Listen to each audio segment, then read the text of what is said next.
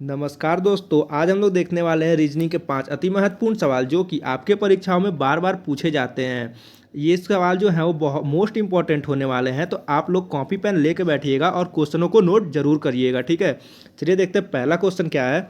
तो पहला क्वेश्चन है, एक विशिष्ट कोड भाषा में फ्रेम को IUDPH लिखा जाता है। इस कोड भाषा में रॉयल को किस प्रकार लिखा जाएगा, आपको बताना है। ठीक है, तो देखिए फ्रेम को क्या लिखा गया है, IUDPH। तो फ्रेम में F जो है वो 6 नंबर पे आता है, R जो है वो 18 पे आता है, A जो है 1 पे आता है, M जो है वो 13 पे आता है, E 5 पे आता है। ठीक है, उसी तरह I जो है वो 9 पे आता है, U 21 पे आता है, D जो है वो 4 पे आता है, P जो है वो 16 पे आता है और H 8 पे आता है।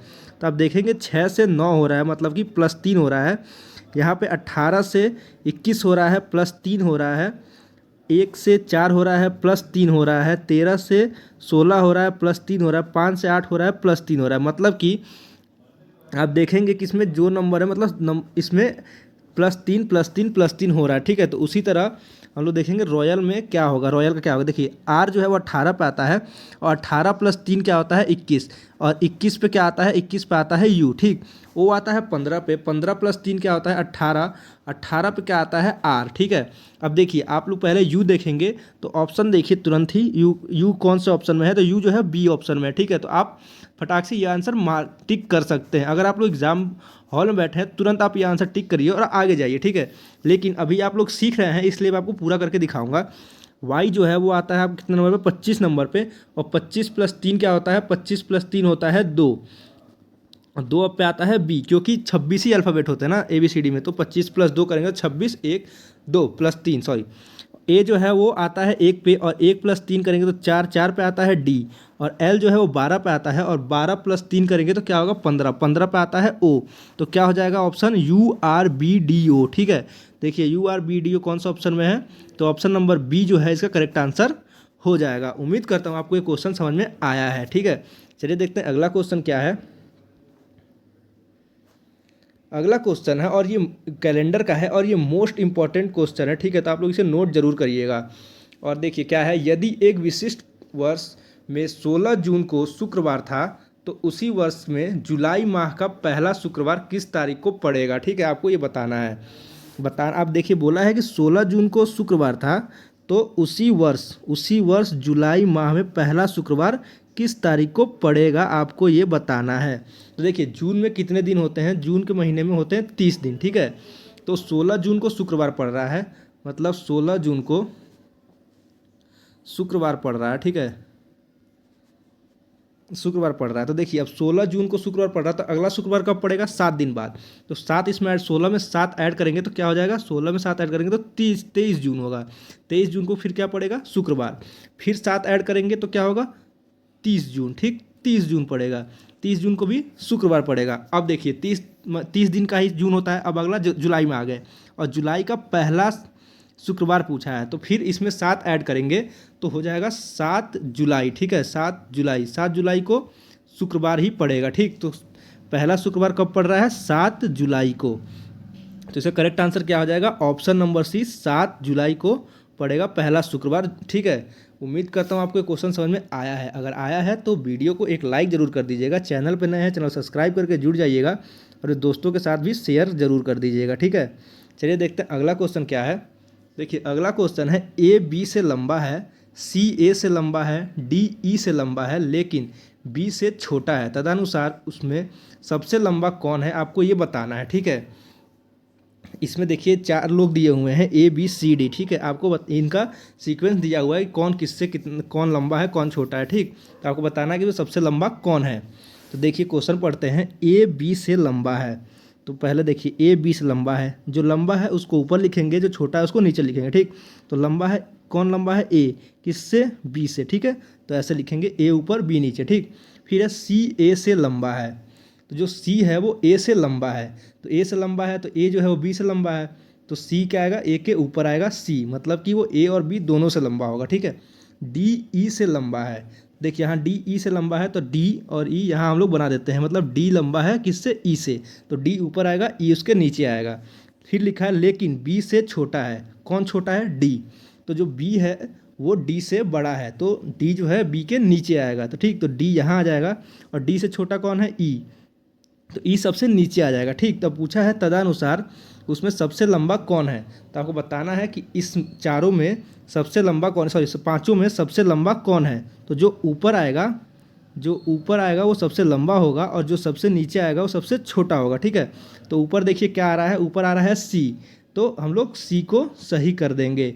और कितने बच्चे होंगे जो ऑप्शन नंबर सी समझेंगे, लेकिन ऑप्शन नंबर सी नहीं, सी देखिए सी को किस में लिखा है, तो ऑप्शन नंबर ए में सी लिखा है, तो इसका करेक्ट आंसर क्या आ जाएगा, ऑप्शन नंबर ए।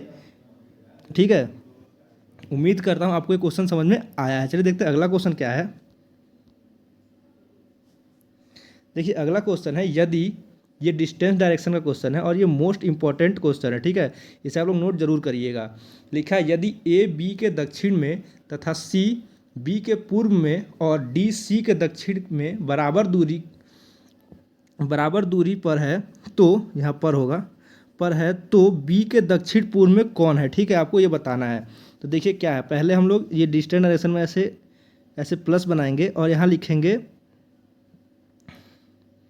उत्तर दक्षिण पूर्व पश्चिम। ठीक है, अब देखिए क्या लिखा है, ए बी के